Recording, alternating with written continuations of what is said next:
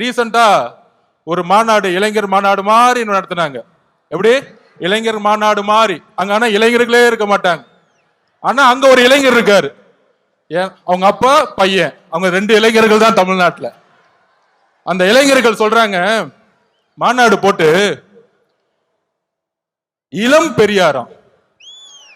யாருப்பா இளம் பெரியாரு? பெரியாரோட வரலாறு தெரியுமா? பெரியார் ஸ்பெல்லிங் படிக்க தெரியுமா உனக்கு? மழையில படிக்க கொடுத்தா?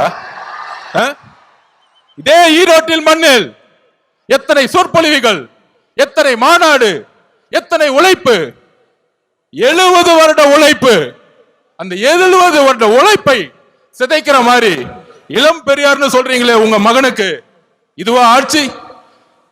திராவிட கழகம் என்ன செய்து கொண்டிட்டு இருக்கிறது? பெரியாரை அவமானப்படுத்தும் பொழுது இதே உங்க மகன் 5 வருஷத்துக்கு முன்னாடி சினிமால சமூக நீதி என்னன்னு கொஸ்டின் கேட்டார். சமூக நீதி தெரியாதவர் இளம் பெரியாரா? யாருங்க இங்க இளம் பெரியார்? மக்கள் கிட்ட நம்ம கேட்கிறோம், யாருங்க இளம் பெரியார்? நீங்க சொல்லுங்க, யாருங்க இளம் பெரியார்? பெரியார் அவர்களுக்கு முன்பு ஒரு தலைவர் இன்னும் உருவாகவில்லை, எதிர்காலத்திலும் உருவாக்கப்பட முடியாது. இதுதான் தமிழக வெற்றி கழகத்தினுடைய மரியாதை பெரியார் அவர்களுக்கு.